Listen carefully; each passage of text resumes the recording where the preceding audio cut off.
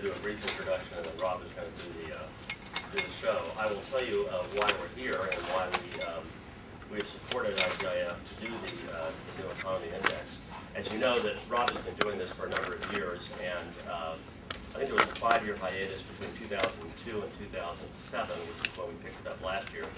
And now we have it again this year, and there'll be some very interesting results that will come out of it. Just a brief, a few remarks as to why this is important.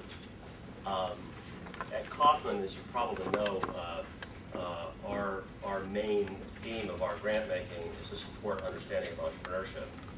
And this week in particular, we're celebrating around the world something called Global Entrepreneurship Week, which is an event, actually it's a series of events, it's probably thousands if not tens of thousands of events in 75 countries that are designed to alert young people as to the opportunities through entrepreneurship as an alternative career to going to work for a company after they graduate, or at least some point in their working lives.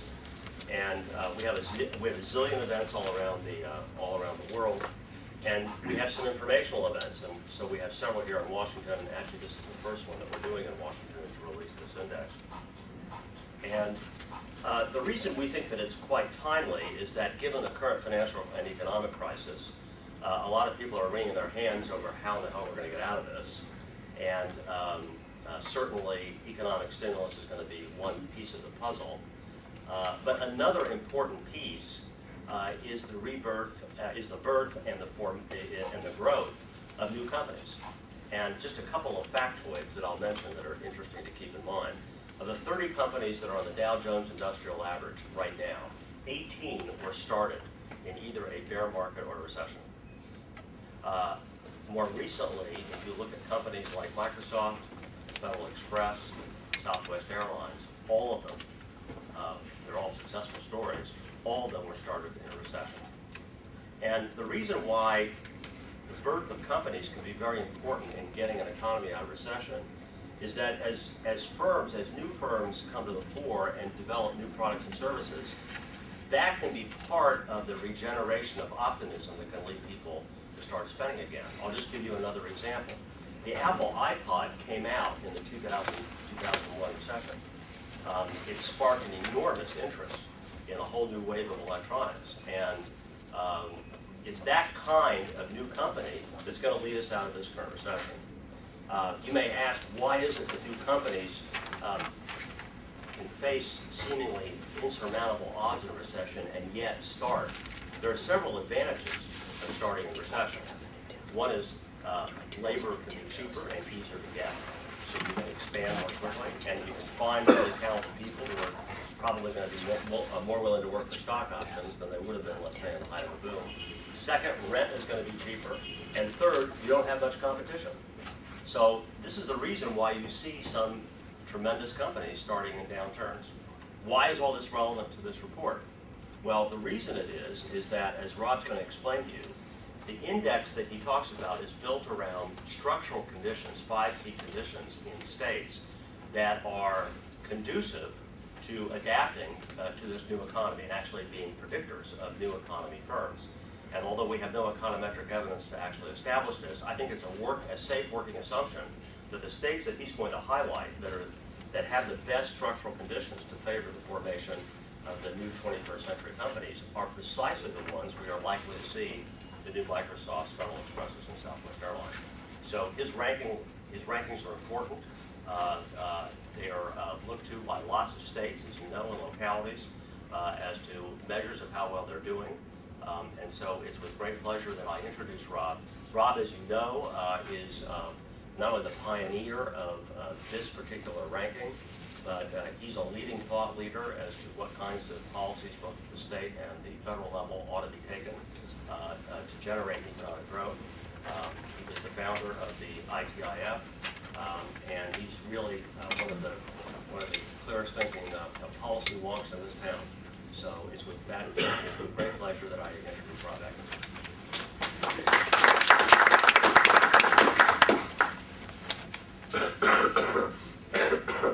Thanks a lot, Bob. And as you can tell, I'm getting over a cold. That's what happens when you have a small kid at home. So I should be able to hopefully project. Anyway, It's really a pleasure to be here, and it's a pleasure to work with Bob and the Kaufman Foundation. We really appreciate their support enormously to really allow this to happen. I was going to save this little factoid till later in my talk, but I want to, since Bob alluded to it, I think it's important to mention it now, or interesting to mention it now. One of the things Bob alluded to is how there's certainly a bright side, there's a silver lining, if you will, to dark economic clouds. And as Schumpeter, the famous phrase, creative destruction, there is creativeness in destruction. One of the indicators that we have is an indicator of job churning, which you'll see there, and that's basically a measure of what share of establishments in a state either are born every year or die every year, and how does that reflect on the state economy? Now you might ask, well, why would you want to do that? Why wouldn't you just look at firm birth? It's interesting, there's actually a very significant correlation between firm death and overall state job growth. Totally counterintuitive.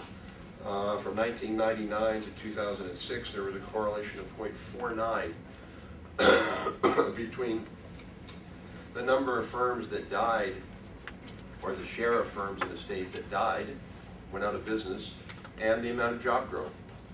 You would think that that could not be the case. How could that possibly be the case? You'd think it'd be just the opposite. And it's a little unclear exactly why that's the case, although I have to say it'd be an interesting project for Kaufman to dig in on that. I have some guesses. Good. And I'm not asking for the research money there. Phil could do it maybe. But there are some guesses, and I think one of the guesses is that you want to basically be a dynamic economy to be successful, and dynamism means embracing risk. Dynamism means don't just do the same old thing. And when you're dynamic, it means that some companies are going to go out of business, maybe because they're taking risk, and some companies are going to succeed. So, as I said, thank you to the Kaufman Foundation. I also want to thank my colleague, my co-author and colleague, Scott Andis, who did a great job of helping with this report as well. And the last thing I would say, I apologize, we don't have reports yet. It sort of took a little longer on our end to kind of get everything perfectly in shape. But if people want a copy, just give me your business card. We'll make sure you get a copy mailed to you. There will be copies online today in PDF that you can download. So, what are we talking about here?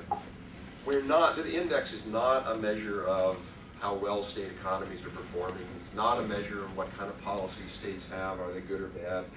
It really is a simple, sort of straightforward metric and measure.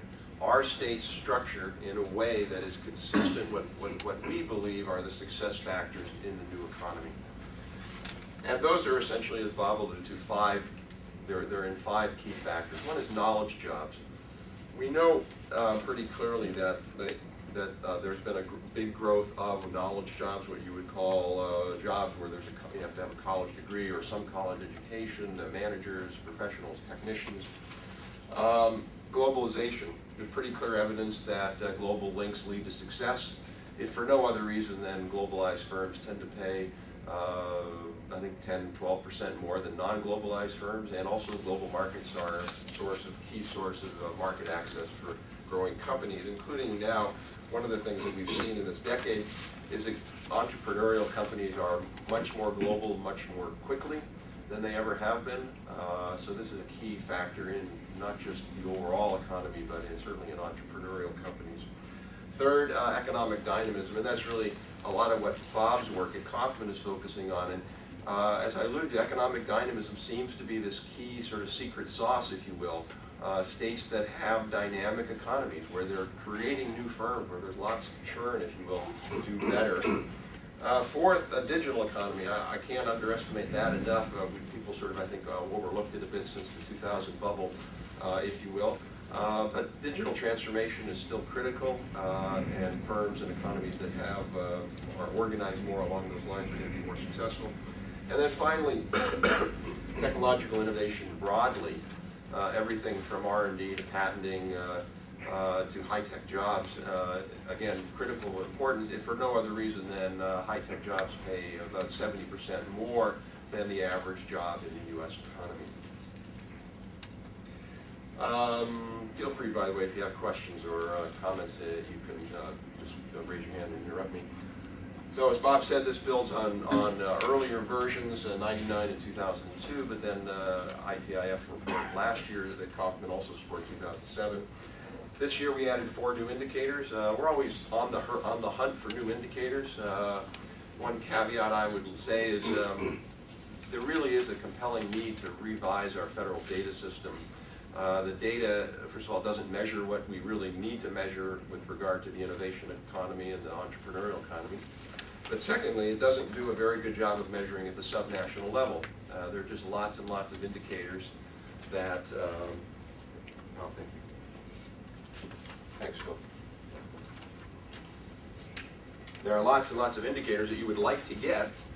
You just simply can't get them. So we're always scrounging around for some. And these were some we were able to find this year, including, I think, a pretty interesting new indicator, which is movement of state economies towards a green economy. I'll talk a little bit about each of those. Just so you know, all indicators control for the size of the state. So small states treated the same as big states. Everything is a share of GSP or as a share of workers or some sort of denominator. We weight the indicators depending upon my own personal inclination so that we can get Rhode Island to score the highest. I used to run the Governor's Policy Council in Rhode Island. Totally objective weighting system. We basically weight them so that we don't, because we don't have as many indicators on globalization, for example. I think that's important, so they get a little more weight than some subcategories where we have multiple indicators. And when you see the maps, which you'll see right now, the maps are basically on scored quartiles. So we're not taking the top 12 and a half states and giving them one color and the next one. We're taking the scores and we're saying, okay, the gap between the highest score and the lowest score, divide that into 4. How many states are in that top? How many states are in the next? And it's hard to read that logo, but the dark green states are in the top quartile. The light green are in the second. The gray are in the, the blue are in the third quartile, and the gray are in the lowest quartile. So these are the overall 2008 scores. If you look at that, you see a couple of interesting things, particularly this year. One is there are only 2 states in the top, and Washington barely makes that top quartile. What we're really talking about this year is the predominance of Massachusetts. Each year they've been #1 when we've done this study, but this year they're #1 by a much bigger margin than they've ever been before. They're really, I think their score is something like 97, and Washington State's score is something like 81. Maryland, by the way, is 80. They just sort of missed that cutoff. So there's something about Massachusetts that puts them in a class by themselves. Part of it is the fact that it's a smaller economy that's much, so the sort of the Boston, if you will, 128 agglomeration takes up a much bigger share of that economy than does the Silicon Valley agglomeration. California is a much bigger economy. That's certainly one factor. But other factors, they've built on the higher ed there, they've built on entrepreneurial new technology startups. The other interesting thing I think you'll see is the real continued lag in many southern states.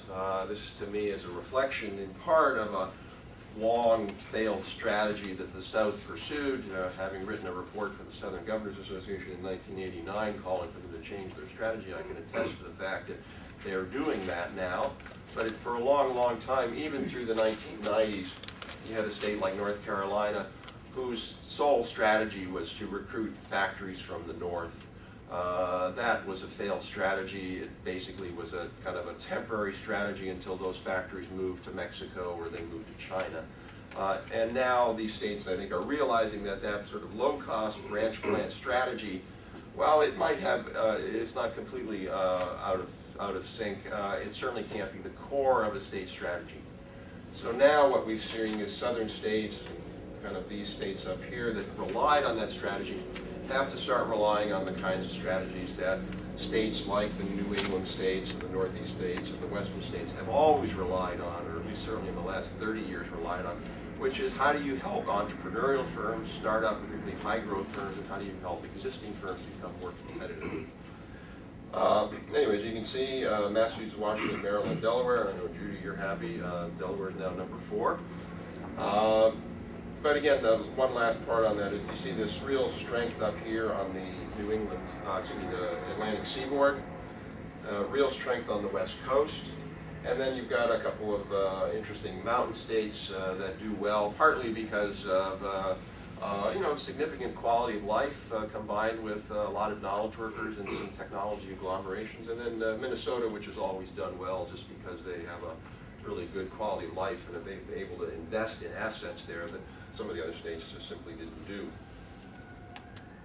So, another part of this is that basically the states and the country as a whole are becoming more new economy, which is nice to see. The 23 indicators that were comparable, the U.S. increased overall on 16 of those, declined on 7. Only 11 states had net losses on that. Interesting, Mississippi, which was already near the bottom and now is right at the bottom, fell in twice as many indicators. So the absolute numbers of R&D per worker or patents per worker, absolute numbers fell in Mississippi and a few other states, 11. 36 states, though, increased. The average scores increased in those states. Arizona, California, and North Carolina leading the way in increases in real scores. It's also worth talking about who were gain or not gain. I didn't manipulate this data, just the way it turned out. I'm sure it's from my leadership when I was there. Just kidding. It's actually, if you really want to understand Rhode Island's story, it's called Being Next to Massachusetts. Now, I once was asked by a group to come up and sort of consult with New Hampshire one time, and just, a day-long thing. And so we're having dinner with all the kind of tech and econ leaders the night before, and I make this comment, which I think Dan Berglund will never forgive me for. I basically said, look, you guys happen to be lucky that 128 was north of Route 90, not south of Route 90. If it was south of Route 90, I'd be in Rhode Island. They, needless to say, did not like that comment, that geographical proximity actually matters. But interesting gainers here. These are states you wouldn't think really about.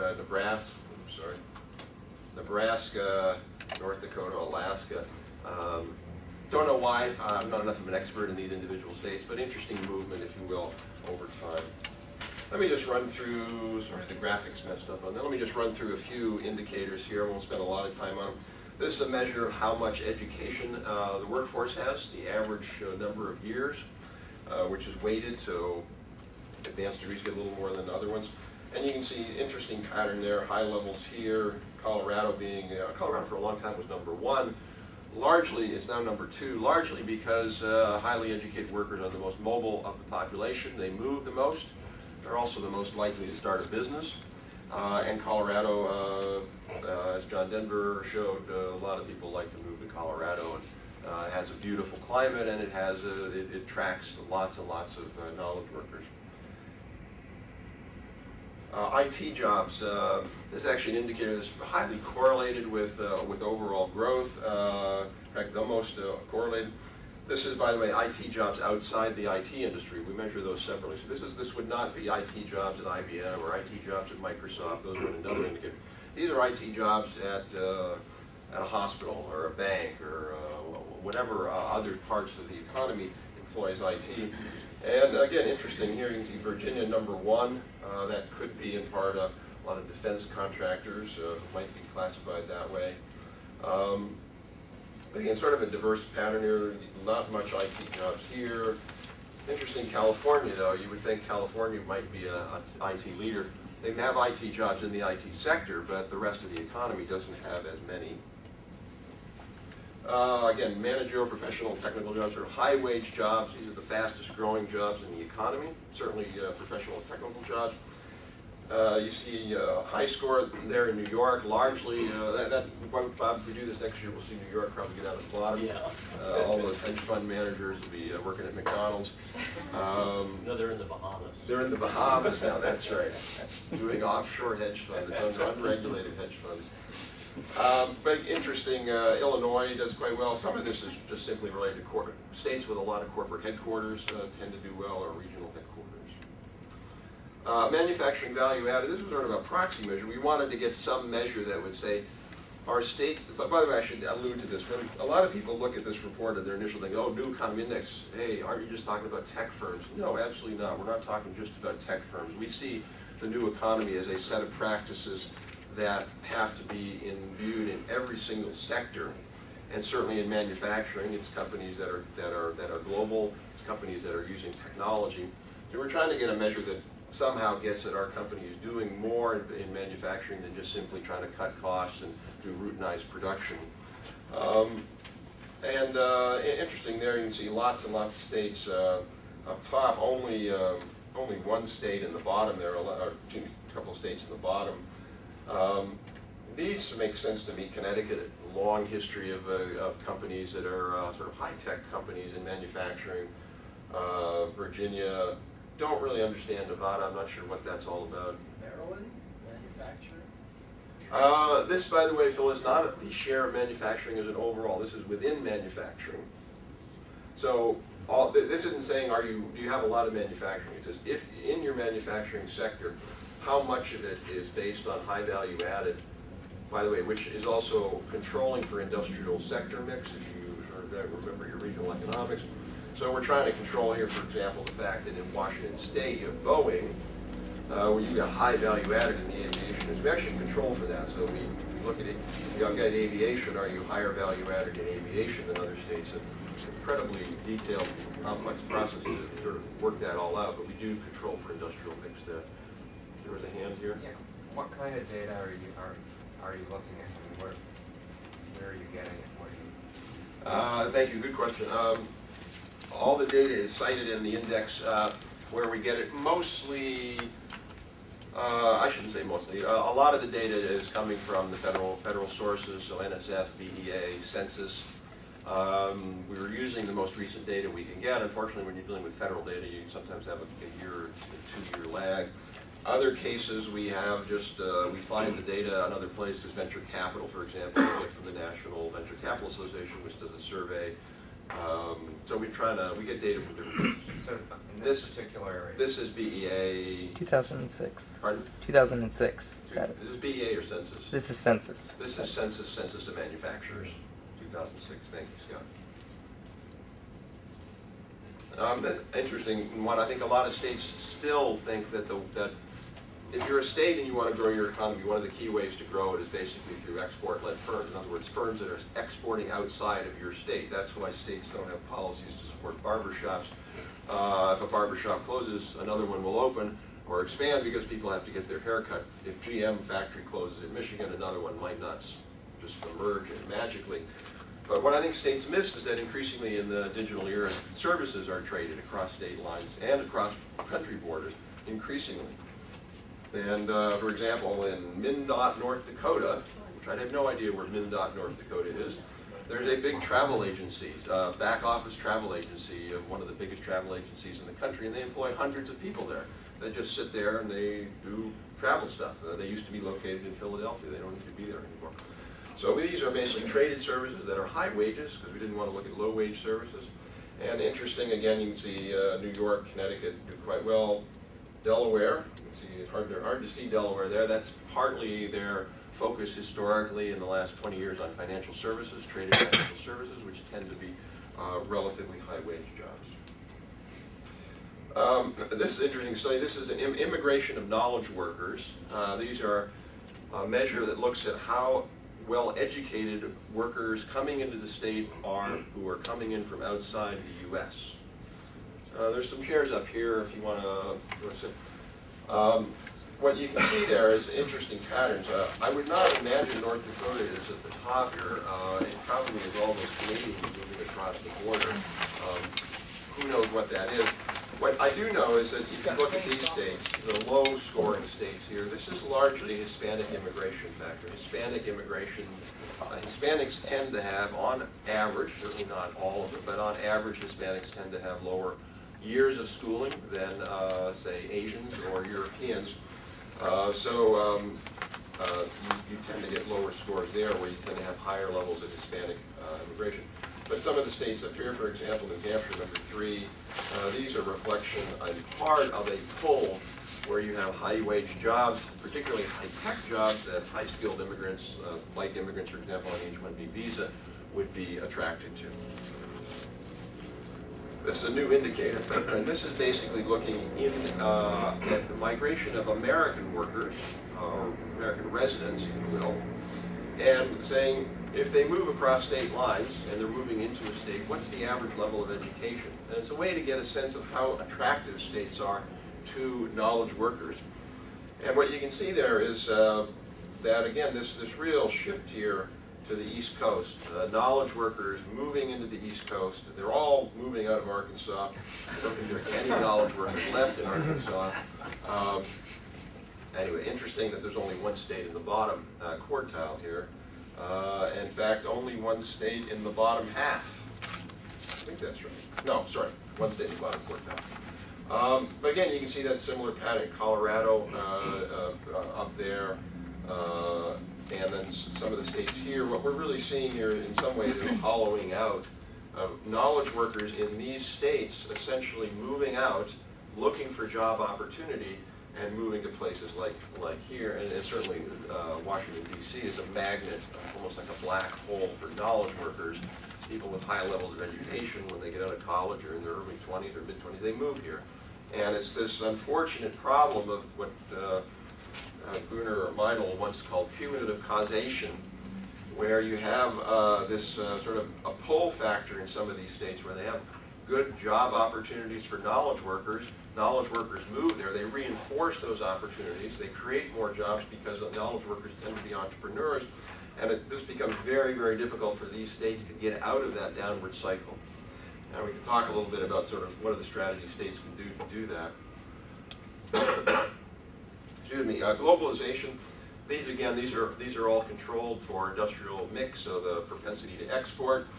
Interesting numbers here. You can see that what you think of as our industrial Midwest, our heartland, actually doesn't export all that much, which may be part of the problem that we're seeing there. They don't access global markets the way they should. Texas, I'm not sure if that's a connection to Latin America, Yeah. Washington.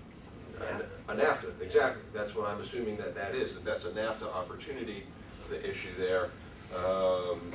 Washington is partly related to Boeing, even though we control for that, it still pops up there. Somebody had a, yeah. Yeah, Rob, one of the problems with export statistics is they're often based on where something is shipped from, not where it's made.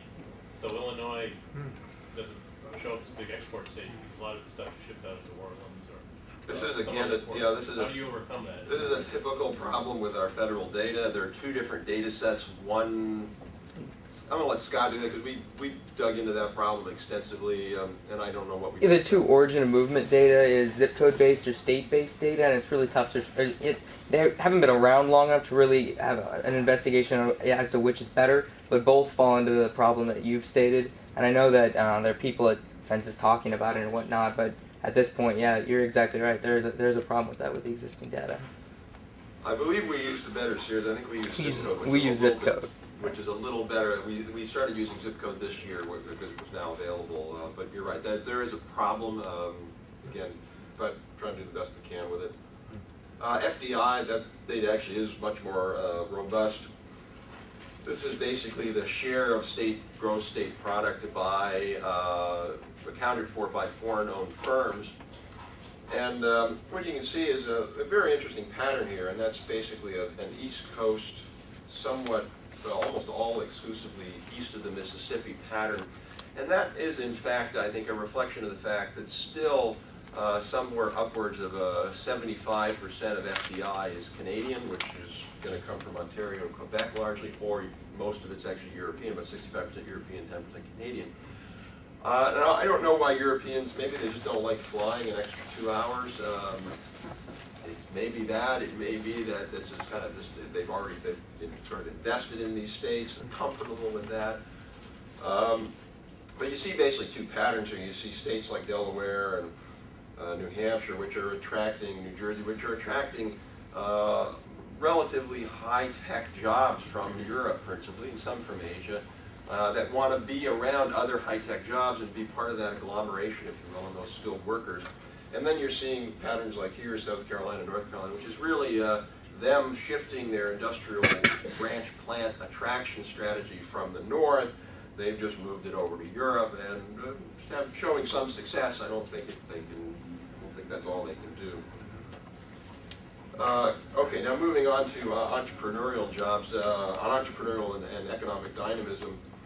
This is interesting, and we use a data set which I can happy to talk about later, but it's hard to say what that's all about. That could be somewhat of a data anomaly. It could be real. What Gazelle jobs are, by the way, this is the share of jobs in establishments that have doubled in size in 4 years. I think it is. 4 years, right? 4 years. So in other words, the Gazelle jobs in many ways are the key driver of a state economies.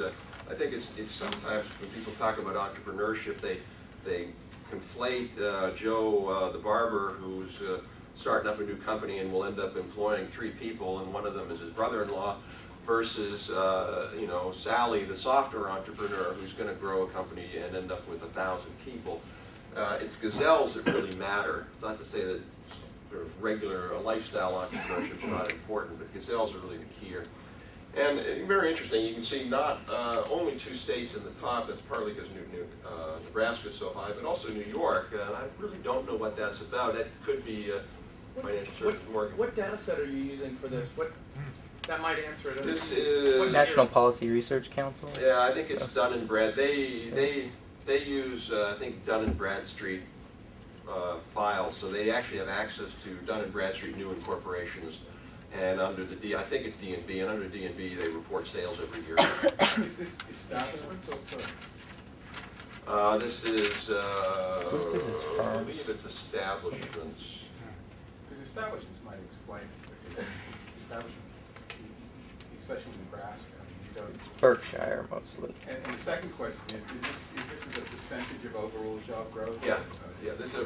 This is a percentage of, so you know, again, So Nebraska, I mean, they may you're in a be small no- state. Well, they may have no other job growth. That may be. It also may be, it's possible that this is something related to Berkshire Hathaway. And this is sort of the way the data gets reported. So we used the data, we sort of dug into it, but tried to do the best we can with it. Entrepreneurial activity, this is a study by Robert Fairley, who actually Kaufman funds. Very interesting. Looks at the I think current population survey to try to find new people who have started a company, and it could be any kind of company. This is interesting because it's a little different than what we saw. We see states like Louisiana, very, very high.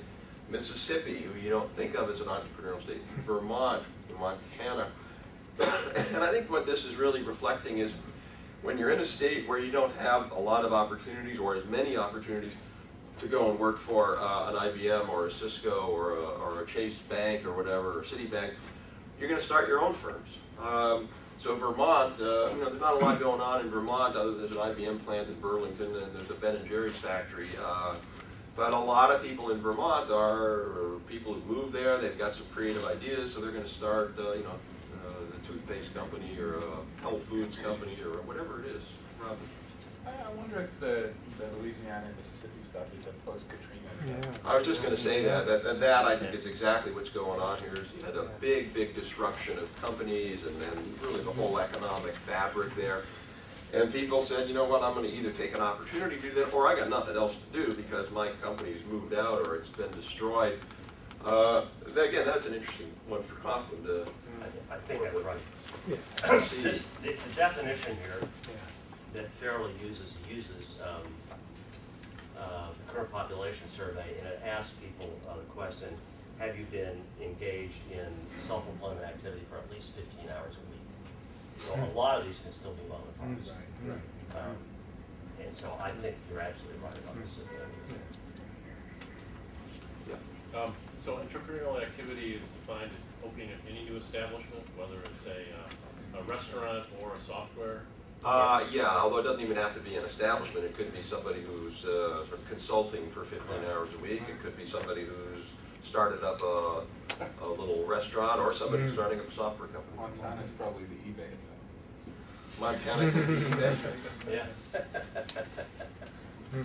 It could be, you know, recreational tourism. Who knows? Although it is interesting to look at a couple of these states here.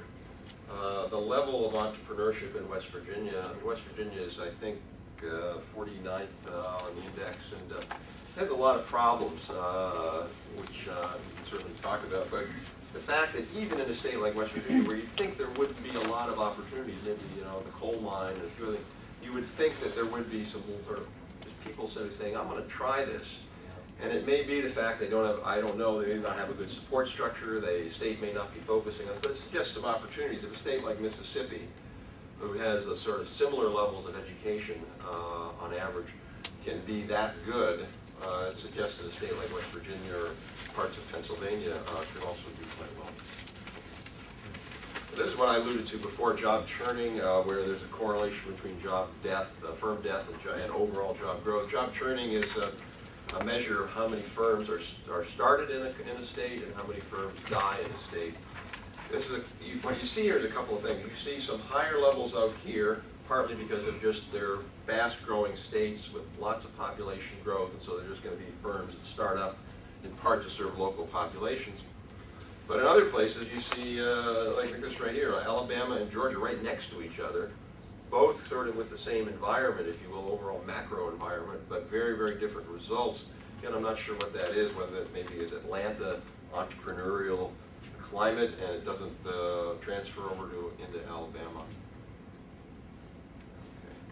Okay. Fast-growing firms, this is a measure of how many firms, the allocation of those Inc. 500 and Fast 500, so these are the 1,000 fastest-growing firms in the U.S. Where are they located? What's interesting is these firms, I'm trying to get this right, the median has gone down, I think. Median's gone up. Median's gone up, average has gone down. In other words, these, and since we did in 2007, these have become a little more spread out, which is good news for states. They're not as concentrated as they used to be. They're still somewhat concentrated. You see Massachusetts, Virginia, as a share of their economy, have many more fast-growing firms. And again, interesting dynamics here. If we really want to think about this heartland of the economy, this really alludes to the fact that they really have to focus on being more entrepreneurial. They can't just focus on preserving their industrial structure. That's not anything to say whether we should or shouldn't do an auto bailout. It is to say, though, that at the end of the day, for this region of the country to be successful, they've got to be able to get into the more entrepreneurial, fast-growing firms. And there really are opportunities and ways to do that. Okay. Inventor patents, again, just an indicator just sort of how inventive people are. We have a corporate patent number, but these are just individual inventors. Somewhat what you would expect, lots of inventors up in this part of the world, over here as well. Not as many sort of in the main heartland. A couple of digital indicators, online population, the share, sorry, Rob. Just a question, that was patents per pop? Yes. Yes. Patents per population. Per population, yes. Did you look at patents per scientist and engineer or patents per PhD? Because I think that you might find that interesting. The question is whether they're more entrepreneurial, or whether they're just better educated. No, that's a good point. Maybe next year we can do that. We can certainly run that correlation Right. now.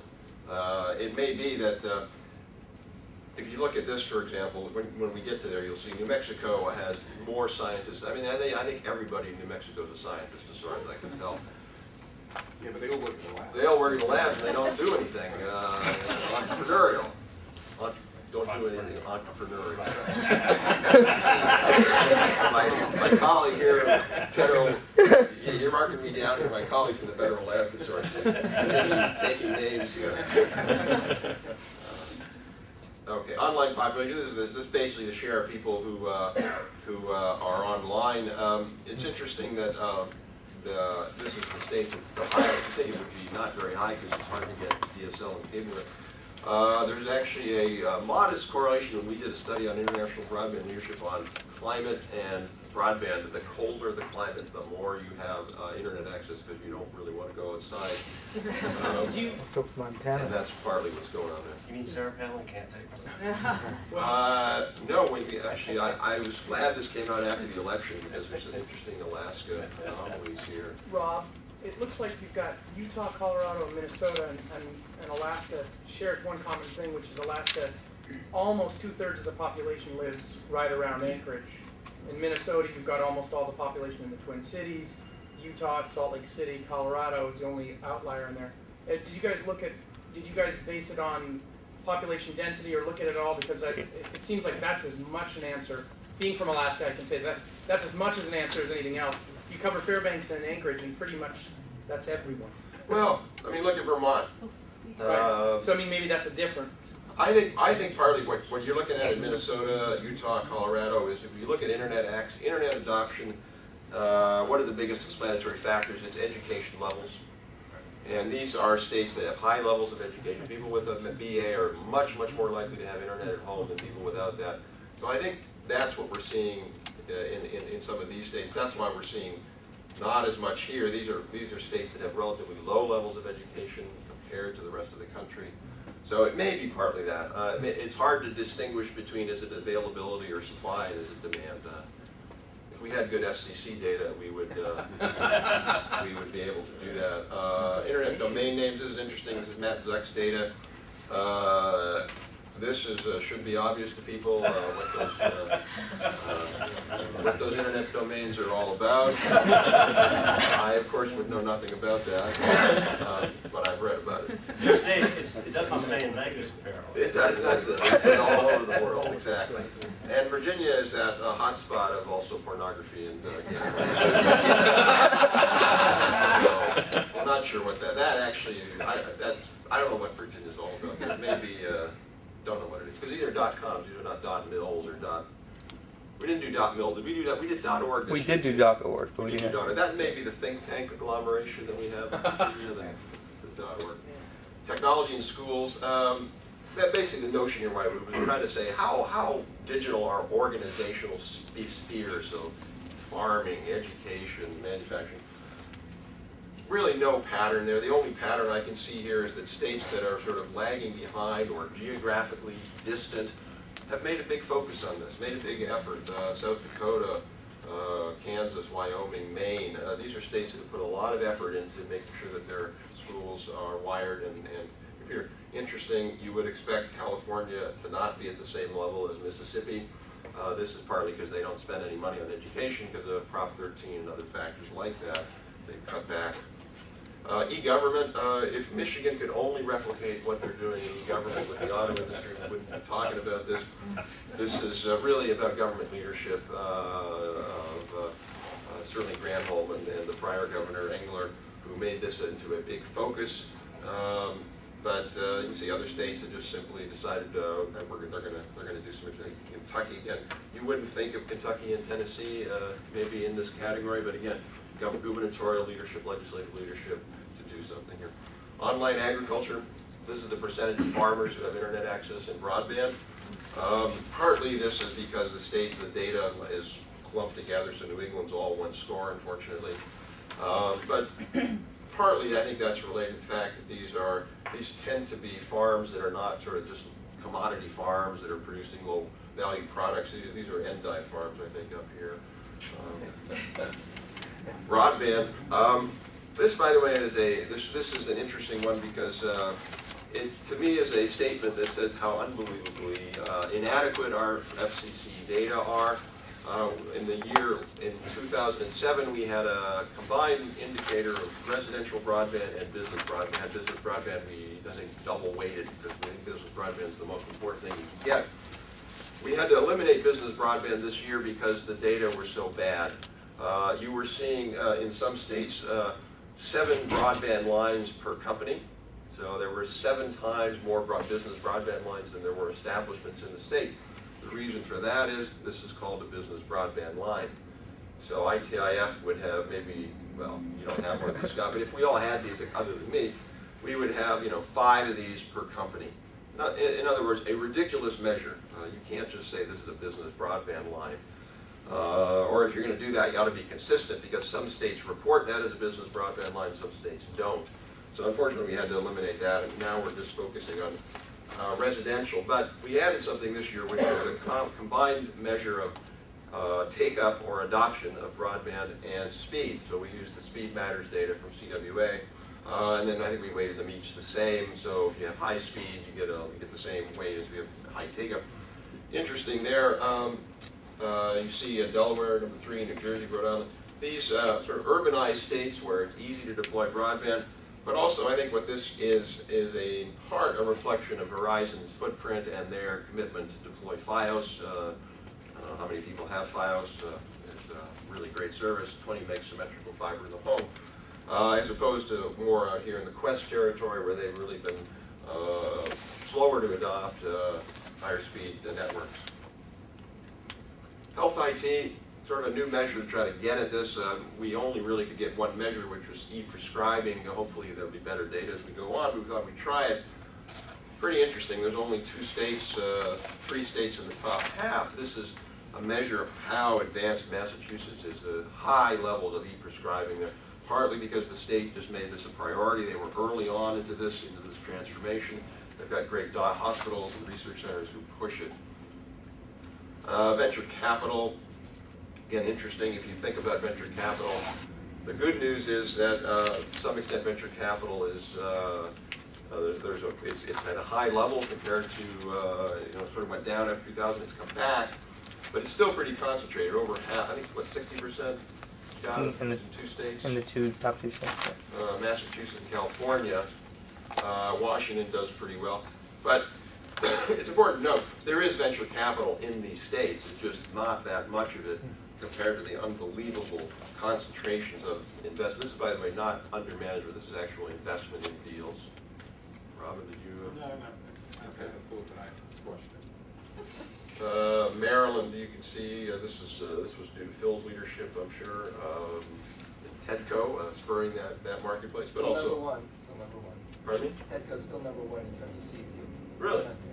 That's fantastic. And that would obviously that would pick this up. High-tech jobs.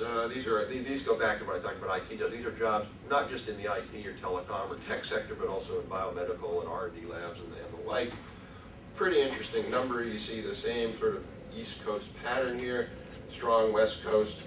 This is interesting because New Mexico has federal labs, but what seems to be the case is that they're doing a little bit better job than they were 5 or 10 years ago, is getting some of that technology outside the lab. You have Sandia Research Park. I think does Los Alamos have a research park? I think they don't know. Sandia certainly has one. Seems like it's working pretty well. So there's something going on there as well. That partly a big Intel facility there as well. Patents, interesting. Only one state in the top quartile. If anybody's familiar with Idaho, it's not potato patents that we're talking about here. It's actually Micron, which is actually was funded by the potato industry early on in venture capital. One of the really classic stories of forget the guy's name, was the potato magnate, but he was an early investor in Micron. And Micron, not only are they a high-tech company, which is in the patenting sector, but they also have a higher propensity to patent. So what is interesting this? in Washington. What is this then? Is it just number of patents, or This how is is this number different of- from the earlier slide on? This is patent number of population? patents per worker. It's also controlled, we control for sectoral mix there too. So we, for example, biotech patents a lot. So if you have a lot of pharmaceuticals, you're going to have high patenting. So we control for that. We basically, it's a complicated way to do it. We basically control for industrial mix. And so we're not measuring really your how high tech or patenting intensive your sectors are. We're measuring how patent intensive your firms are, controlling for that. Industry investment in R&D. This is an interesting thing. This article in the New York Times about this yesterday. One of the things I think we forget about our U.S. auto industry is they have an enormous amount of R&D they do. Maybe it's not as effective as it could be, but that's why Michigan is in the top quartile. Delaware. It's so hard, Judy. You must go crazy when people do it. You can't even see little Delaware on here. Delaware is number one in R&D. And again, these are controlling for sectors. So it controls for the fact that they have DuPont, which is in the chemical industry, and pharma, bio, and chemical. But still, when you think about that, 2 states in the top here, Rhode Island, I will take a little bit of credit there. Rhode Island, when I was there, we put in place the highest R&D tax credit in the country. I'm not saying that's the only factor, but I think it certainly has helped. Again, the sort of vast swath of the economy that does, country that doesn't do much R&D. By the way, interesting one, the amount of R&D per capita per worker in a state like Massachusetts or Michigan compared to Mississippi is on the order of, I believe, something like 10 meaningful difference, dramatic differences in industrial structure. And that's what that is, R&D per worker? R&D per worker. Yeah. Now this is Los Alamos and Sandia. This is a new indicator. It's basically non-industry investment in R&D. So it's a federal hospital, a whole set of universities, a whole set of other factors. You can see only 2 states in the top quartile, to the top half, largely because this is really a federal lab story, and Maryland to some extent is a federal lab story as well. And finally, a movement to a green economy. This is a little bit complicated indicator, but it basically measures 2 things. One is the amount of energy produced in low or no carbon form. So you can agree or not agree with it, but we included nuclear power in there. We included wind, biomass, solar, other things like that. Which is partly why you see these 2 states up here, because they historically a lot of hydro. Maine appears to be a lot of biomass. South Carolina, I believe, is nuclear. But the other factor in there was a 2-factor thing, which was the amount of energy intensity change in the last 4 years. So did states, as an overall amount of energy they used, did they become more energy intensive or less? We put those together to try to measure movement to a green economy. It's hard to see a real pattern here. I'm not sure why some states are doing well. Vermont, New Hampshire, again, I think that's partly a nuclear story with New Hampshire. But by the way, this was the one I was hoping wasn't going to come out until before the election because of my commitment to bipartisanship. Alaska's dead last on movement to a green economy. So, those are all, no, then there's some other ones in the report. I didn't go over all of them. I went over a lot of them.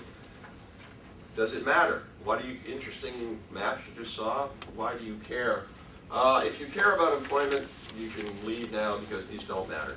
There is no correlation. There's actually a very modest 0.04 or something like that correlation between employment growth and new economy scores. Nevada is a case in point. They rank about 27th in new economy score, but they're number 1 in job growth. Now, the jobs just happen to be not that good. Lots of jobs in casinos and hospitality and all.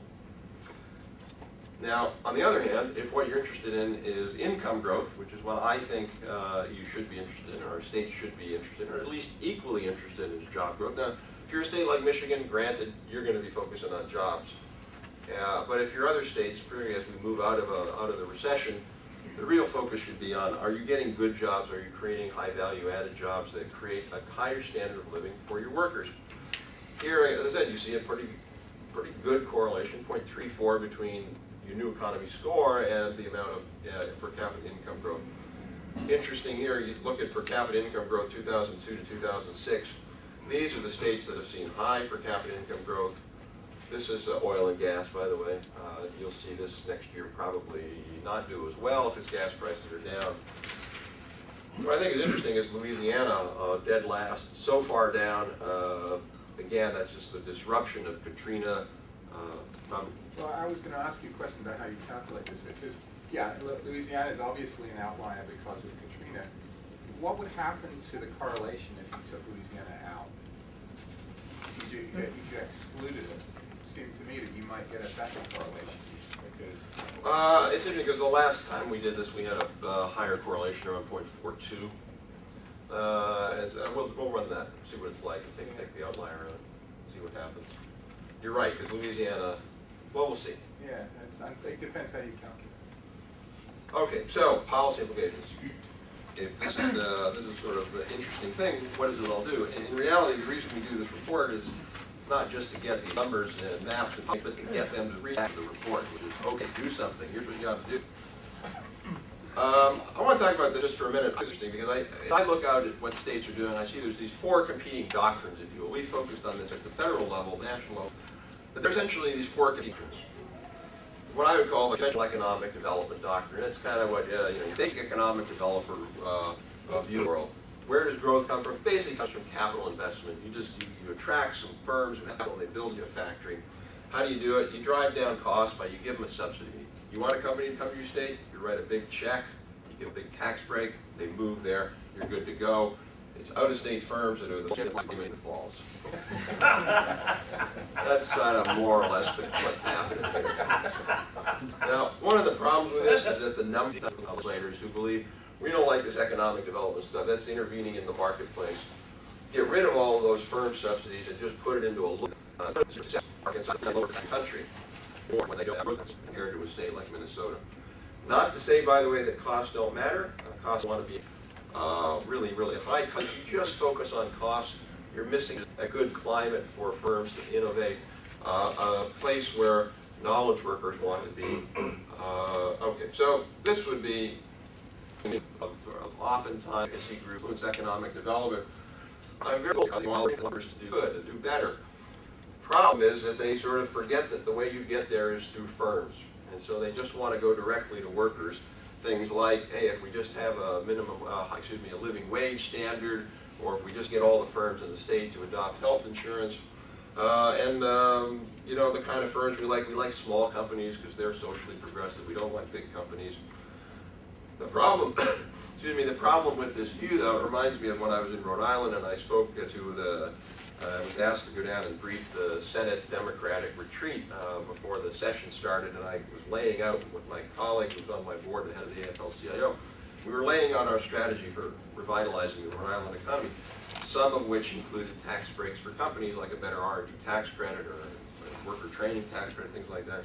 And the state senator says to me, Rob, is there any way we can do this without helping companies? I said, I'm very sympathetic with you. I wish there was a way we could do this without helping companies. We could just go right down to the bottom line, let's help workers. But unfortunately, I can't think of any way to do that. You have to make sure that your companies and entrepreneurs can be successful.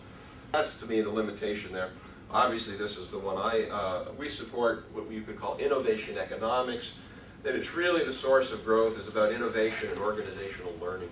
Companies or entrepreneurs being able to do new things, do them in better ways. That's really what drives growth. It's not so much capital. What do you do? Well, you have a whole set of policies and programs and initiatives that support that, whether it's they support research, financing, skills, entrepreneurship, training, a whole set of things. And you want to basically help firms do that. Who are you helping? Well, you're helping largely, you're going to focus on entrepreneurs, but high growth entrepreneurs and existing firms to be able to be better.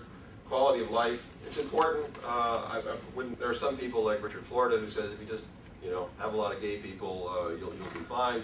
I'm exaggerating. If you know Richard's work, it's the gay index is his correlation between success. He goes over it, and I think it will lead some policymakers that if we just have put some fancy lamps in our downtown, everything will be fine. Nice lamps in the downtown are good. You want to be attractive to knowledge workers, but you don't want to also forget firms and helping entrepreneurs.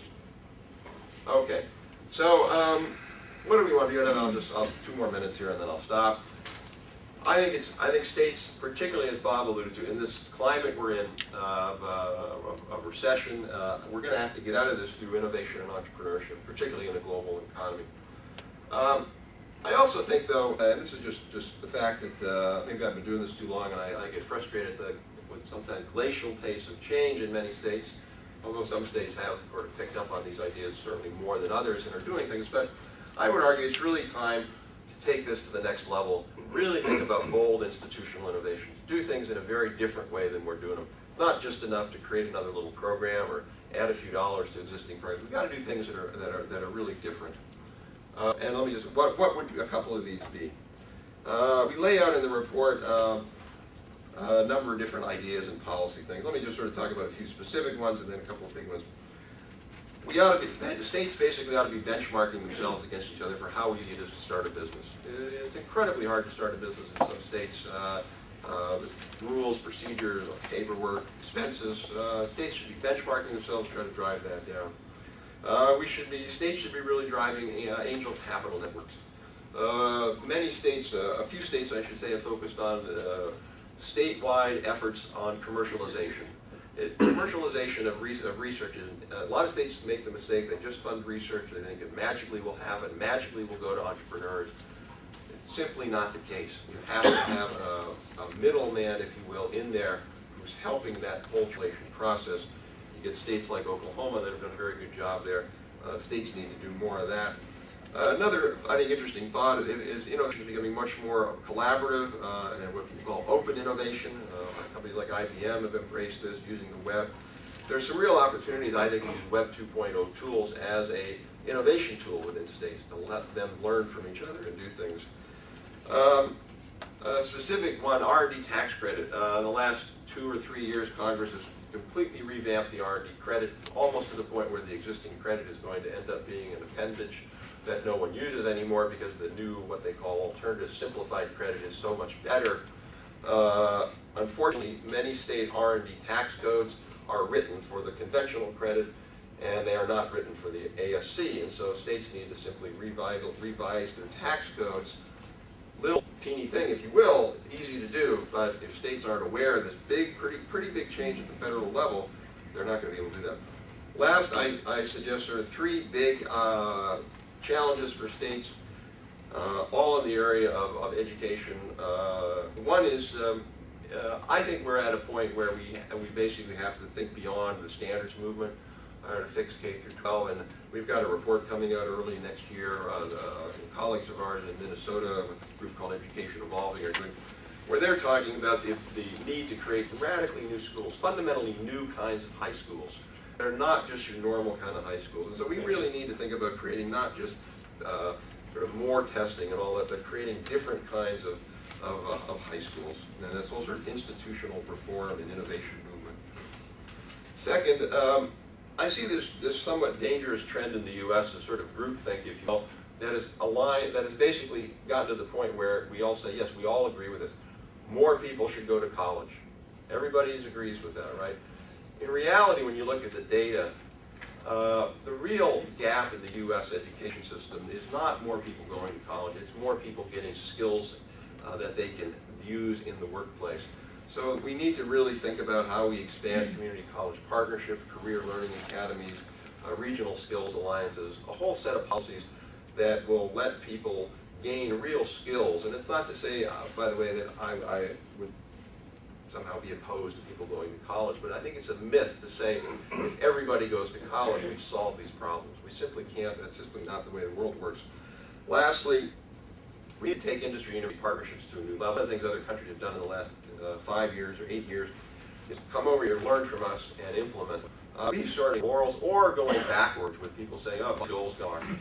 I think that's, you can argue that, and Kaufman has made some very good analysis about how we license more of that. But we got to be a lot better. And one simple proposal states to basically use it as an account of just basically data of your universities and colleges. We're going to give, if you do good, if you do well on these indicators, pass new startups and the like, and if you do that, we're going to give you a little less money. You force universities and colleges to be more entrepreneurial this way. You can sort of lead them to water, but you can't make them drink. The last story I'll say, when we started a technology program in Rhode Island, the legislature funded this. They gave it to us to run, and so it was a sort of like TEDCO, a little bit of a tech transfer program. So I went down to speak to the engineering faculty at University of Rhode Island, and I said, okay, we got this new program. We're going to roll it out in about 2 months. We'd love to have you all involved. This is about industry and university partnership. First question I get, does this mean we have to go out and talk to industry? And the answer was yes, I'm afraid not. You do have to go to It's not natural for many universities. It is at MIT, it is at Stanford. We need to really, and I don't think we're going to get there, frankly, if we don't ratchet it up to a whole new level. So, I've spoken too long, and I have no idea why that does that. That, by the way, is, I don't know what that is, but it's a weird thing. Look, mark the devil. That is, or it's some sort of football sign, University of Texas or something like that. Yeah, let me just add a couple of things and then we go to Q&A. I want to add 2 additional policies to Rob's list, the things that we talked about at Kaufman a lot. One is implied by one of his charts, and that is states should do their best to attract high-skilled immigrants. There's ample evidence that, and we funded a number of studies that show this, that immigrants are disproportionately responsible for successful high-tech companies. That's point 1. Welcome high-skilled immigrants. And number 2, in the same vein, do a much better job of trying to attract your own college graduates. It's remarkable to me as I talk to people. If you go to any state university in the country, I'm willing to bet this. The state universities, let alone the private ones, but I'm just saying the state ones, they have no idea where their graduates go. It's unbelievable. They don't track them. I mean, I would start right now with just the STEM graduates. All right, you want to know where your science and engineer type people go. You want to keep dibs on them so that they stay in touch, because you may want to touch out to them and try to get them back, especially in bad economic times. But at a minimum, at the beginning, what you can do is do a much better job of placing internships with these kids in your local colleges, with local employers. It's amazing how many states do not do this. And one of the reasons why kids go out of state, I mean, apart from the fact they want to get away from home, but a part of it is they have no idea that there are any opportunities for jobs and careers right where they live. And so they all go to someplace else. They go to Washington, D.C. or whatever. But it's remarkable to me how little effort state universities make in trying to retain their kids, especially with local employers. And the final thing is that I've had a number of people who've looked at Rob's charts. And for the political scientists in the room, I'm just going to go ahead and preempt a question that will come to you as you see the data. And you'll be interested in your comment on this. There is a very high correlation. If you look at the top 10 states in Rob's overall index, I think all of them went for Obama. I'm pretty sure about this. And I think the bottom 10 states, all of them went for McCain. And there are some exceptions. Ohio and Michigan, for example, were probably in the middle of the pack. They're obviously battleground states, but they went to Obama this time. Of course, they helped him become president. But there are probably a lot of theories as to why this is true. I'm sure there's education that goes into this. But I'm just going to preempt the question right now because it just jumps out at you if you look at the state rankings. I don't know if it jumped out at you. It jumps at you. So that's basically the strategy there. If you're a Republican, you want to oppose the new economy. Bad for the future of the party. Thank you, Bob. I would allude, by the way, there is a policy recommendation in there about attracting high-skilled immigrants and interesting places that you wouldn't think. Cleveland, by the way, is making a big effort to do this as well. So, questions? Comments? I have a quick one. You want to identify yourself? Morgan Reed, ACT. Well, I've been working on tech transfer and have talked to you a lot about it in the past. The one thing that you said was, look at patents as well. We've done a poll we have about 3,000 small business members. Many of them are clustered around university campuses. And having been a regular attendee at Autumn, what our membership are finding, and they're small entrepreneurial tech firms, is it's hard to shake the tech out of the university.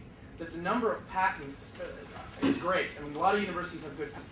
But the university tech transfer officers are loath to actually make it convenient to get a hold of that technology. So what we're finding is that universities like Stanford and MIT, which had some great leadership early on, they understand that you cut a low licensing deal or you do a deal with your entrepreneur that says the university will take part ownership.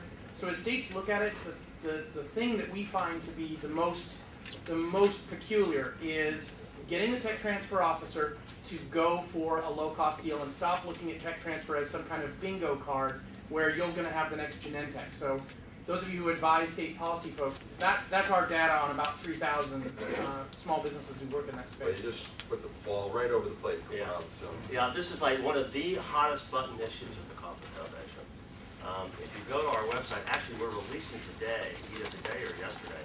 There, if you go to our website at Kauffman.org, we have a new volume on higher ed, and it's something that we did as a conference with the Max Planck Institute this summer, and you can download it. It's a PDF. There's an article in there by myself and Lisa Mitchell, and we have previous articles I've done with Lisa. You can also look on the website. And we are heavily critical of universities trying to go for home runs to their technology transfer offices. And I want to be very clear, we're not criticizing the technology transfer office. They are receiving instructions from their bosses. And their bosses, I think, in many respects, treat the TTO office as a profit center when in fact it isn't. And they put a burden on it to go look for the next Genentech. And to be totally charitable, why would you expect people who are not VCs to be better than VCs at finding in our own universities the next Genentech? And so we think that universities should put a lot more emphasis on the volume of deal flow rather than trying to find the one or two big things that's going to do it. And there are a lot of ways to get, but one of the easiest things you can do is give up the monopoly of the TTO over the entire university faculty. You can write a new contract with the faculty that say, X% of your profits go to the university, but you can license or you can pursue your technology any way you want, and the TTO can compete with private agents. But open up the market and totally don't make faculty totally hostage to TTO. I can't tell you how many emails we have received at Kaufman from university faculty around the country who are unbelievably frustrated with their TTO. They say, we've invented a great next big thing, and the TTO officer pays no attention to us because they're looking for the next Genentech. And the university professors are stuck by the university contract.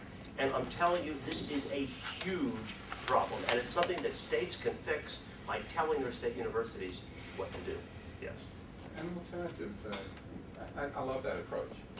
It probably scares administrators to, Yes, it does. to do something like that. Have you thought of developing a single model royalty/licensing thing, so the TTO doesn't have to make that decision anymore? So you simply say, look, we're going to license everything we have, and we're going to take either 5% of your company or 5% royalty, or some Right. fairly standard low royalty. I mean, it's not supposed to be a profit center, as you said, right? So you get that out of the way, and you simplify. You simply say, oh, this is the standard contract. This is what we're going to do. Anybody who wants to come to the university can license our technology at this fixed rate. That's it. That's one way of doing it. An easier way of doing it is Michael Crow at Arizona State has a different philosophy, which is basically make me an offer. Anybody that comes in, make an offer. I'll do a deal. And the point is, the only problem with sort of a cookie cutter approach is there are a lot of deals that don't lend themselves to it. But I agree. Yeah. But the problem is you have the TTO sitting there. You're Their right. incentives are different. Yes. Their incentives are radically different. They have no incentive to get the stuff out the door. Correct. So, Well, yeah, they do. I mean, they do want to get the next Genentech. They do, because it helps their prestige and all it's a that. sort of combination of incompetence and rigidity, and you want to get around that. Yeah, but look, we probably don't want to spend the whole time just on this. I just want to alert you to, we've got material on our website, and go look at this. Sure. This is one of the unwritten huge issues in American technology innovation today. I mean, just to give you an idea of how relevant it's going to be, let's say that President Obama is successful in getting tens of billions of dollars, whatever the number is, in clean tech, all right, to the federal government. Well, where do you think all that money's going to go? It's going to go to mostly universities. And we're not going to get the commercialization out of all this money unless we fix this problem. And that people haven't focused on that. And that's partly why we go to a performance standard. You know, you figure out how to do it. You're creative. You've got people who can do this. If you can do it better than the next university down the street or in the other part of the state, you'll get rewarded for it. Phil. Questions. I should just Phil Singer, being your consultant. Are you thinking of doing another version of your Metropolitan Economy Index? And related to that, do you take into account the concentration, like a critical mass or a minimum level of activity in any indices? For example, Massachusetts is relatively small per capita basis to California is not quite fair. You might want to compare to 6 states by the SMSAs. The first question, we did a Metro Index back in 2001. It's probably twice as hard to do than this one. Because for a lot of, first of all, a lot of the data is at county level, and you have to go through this really complicated process of aggregating up at the MSA or PMSA level, which is a giant pain to do. So I think it's another interesting window, because part of what you're absolutely right is when you're in a state like, Modesto is very different than San Francisco. Atlanta is very different. I mean, one of the things, you see North Carolina here, doesn't do all that well, but when we did this Metro New Economy Index, they were close to the top, RTP, Raleigh, Durham, Chapel Hill. So you do have this mixture, and the Metro one gets it, but it's a lot harder to do. Again, partly it's failure of federal data, why they can't simply geocode their data in an easy way, segregate it up in a nice little software package. I think because they want to keep people like me in business. Ultimately, I'd be happy to have me automated out of business and just have a software tool out there that let people do this. It's sort of, in some ways, it's strange that we have to do this. We've got to put this data together and make sense of it. Your second point, I know what you're saying, Phil. I just don't fully agree. You're right in the sense of Massachusetts, because it's a segment of the state, and if you did sort of overall New England kind of thing, it would probably look more like California, because you're taking one part where the state is more concentrated in that particular sector. You're absolutely right. But at the same time, we are measuring states and telling states what's going on. And I think the fact that we do adjust for capita per DSP, you know, it does respond to some of that. Yes, sir, and then in the back. Rich Canino, New Energy and Industrial Tech. As a lot of states are cutting their budgets in response to the recession, what would you say would be the one or two biggest policies that would make these states fall next year in these rankings?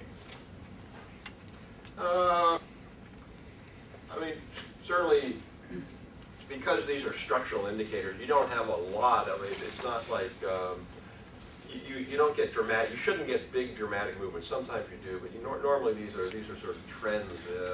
So in other words, I don't think you'd see anybody dramatically fall.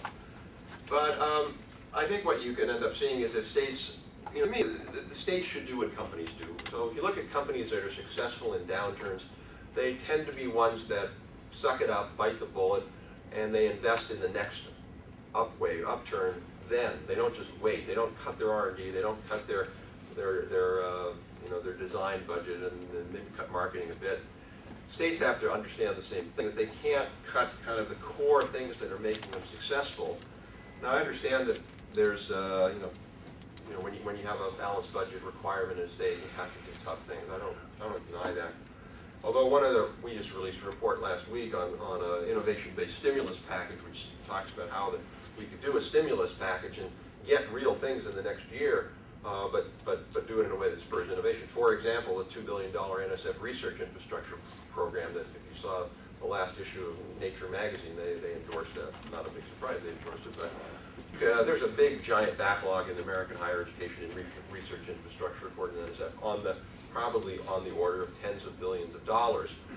$2 billion could really fill that gap. Anyway, another one we proposed was tying any state aid to a commitment by states to create rainy day funds.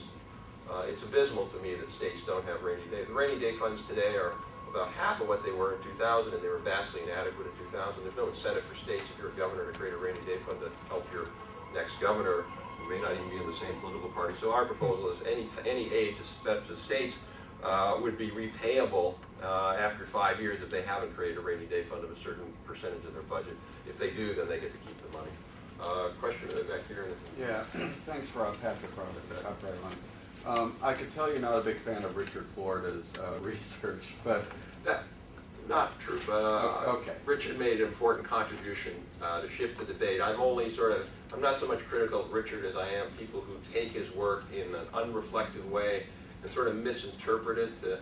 Richard is more nuanced and sophisticated than that. But there are people who read Richard's book and they, if we just get the street lights right, everything's nirvana. Well, we have an arts district. So. I'm going to hope I don't misrepresent his work here. He focuses obviously a lot on intellectual property, but not just on patents and some of the innovation we think of, but also on copyright and the creative industries, which, as you know, employ a lot of people and drive exports and are increasingly in the digital space. So I was trying to figure out, as I was watching these slides, how you factor in those industries into your calculations. Those would be in several different places. Certainly knowledge workers, those people tend to be knowledge workers. If you would pick them up there, they would be picked up in high-tech jobs. So I don't know that we have information in there, don't we, Scott? Information technology, yeah. No, in the new NAICS code, there's an information sector, and I think that's in there. Yeah, which in the is IT. software publishing. Right. I think that's in there. Yeah. If not, you should put it in. That would be where it would be picked up. I think there was a question here and then here, and we'll, by the way, stop precisely at 10:30. My name is Mike Ducker. I work for J.D. Austin Associates, and we do a lot of work in supporting governments, international governments, with their economic growth strategies. And I'm always a little skeptical of indicators because they can be very broad-based, and when you present these to leaders, you only have so much political capital that they can put into any kind of initiative. And really where to focus them onto can be very complicated. We work with the World Bank indicators and World Economic Forum indicators, and again, these are just so broad.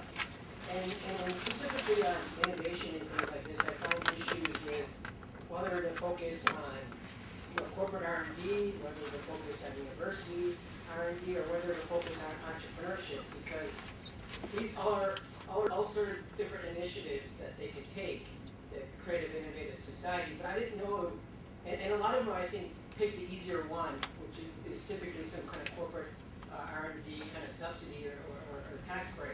But is there any research on really which one really drives innovation the most? I mean, which one you can get the biggest bang for the buck on? So when they try to push these changes through, they don't just spend so much political capital on all of them? Yeah, there certainly is research on that, and I can point you to it on our website. We probably did the most comprehensive review of the scholarly research on R&D tax incentives, which is on our website under the innovation link. You'll see it. And the basic research from around the world shows that R&D tax incentives generally are effective, creating anywhere between $1 to $2 of R&D per dollar of tax loss. But there's also a lot of studies, again, we cite some of them. We've got a new piece coming out on a McKinsey publication on where the world's next innovation centers are that we talk about in that. There is some evidence on government R&D and effectiveness. I think the problem, we did a piece on a McCain-Obama tech comparison back in September that got a lot of attention, New York Times and other places. And the New York Times was running a story on it. They asked us, can you calculate how much they're spending in their plans and where does it go? So we did. Turns out McCain and Obama were about the same amount of overall commitment by the government to allocate money. McCain was about 85% tax incentives, and Obama was about 85% or 90% spending. And what I would say to people is, look, the challenge we face today is so great, you have to take column A and column B together. You can't, we're not at a place where we can just say, we'll do a little bit of government spending, but we'll ignore the tax incentive side, or vice versa. So I think, if I were advising a government leader, I would just say, you got to suck it up, and you got to make these investments, because if you don't do it, you're just going to end up with lower per capita income growth. The only other point I'll make on this is when we talk to people in states about this, we say, look, this isn't, this is not a roadmap. This is not a silver bullet. What this really is, it sort of tells you something that you might then want to go look at more. Like in Delaware, for example, with low entrepreneurship. I know Judy looked at that. Judy Biggers from the state of Rhode Island, state of Delaware. And it was a way for them to dig deeper. Well, what's beyond that? What's happening there? Why? What are we doing? So this isn't, this isn't sort of should never be the final word on what a state is doing or not doing. It's just sort of a set of sort of directions that states ought to go to look more at. I think we had one more. So, sir. Sujesh, report for the National Academies. Trying to explain the outcomes that you see on the screen there. One of your last slides suggests that there was some ideological reasons behind it, but are there also the differences in governance structures, institutions in these states that can help that are driving the policy choices that are creating these sorts of outcomes? I didn't mean to imply that it was only sort of doctrine. I think there's multiple factors that are driving this. Certainly the biggest factor is just simply legacy industrial base. That really is the biggest driving factor. You happen to have a cluster that emerges and evolves, and Massachusetts is a good example of that, where they really built their cluster around MIT and defense spending after World War II. For some reason they were able to capture that. That let them build high-tech firms. They then evolved and spun off. And so at the end of the day, a lot of this is simply you happen to be lucky. Washington State, Bill Boeing was either he was from there or he moved there because it was good weather to test planes in the 1910s. Bill Gates happened to be from there, and he decided when he wanted to build the firm. So there's some sort of entrepreneurial serendipity, and that sense you can't figure out who those people are going to be, but you can place bets, if you will, that high-skilled people, people like take risks, the odds of them building one of those companies is going to be a lot higher, and so you want to take a lot of those bets and risks. The only thing I would add to this on government structure, you take a state like Minnesota, which is an outlier in the region. Minnesota has had a long, long history, partly I think because it's a lot of Lutherans from Sweden who have this sort of ethic of good governance. If you ever read a wonderful book by Dan Elazar, famous political scientist back in the 60s, wrote a book, The Political Culture of States, which is sort of the Bible of state researchers. You always throw in your Dan Elazar, what do you call that in regression analysis? A dummy variable. You throw in your dummy variable on political culture, and there's a political culture called moralistic government. And it's not moralistic in the religious sense. It's moralistic in the sense of you believe in good government. You believe that the role of government is to do good things, as opposed to Pennsylvania's political culture, which is the role of government is to enrich people in government.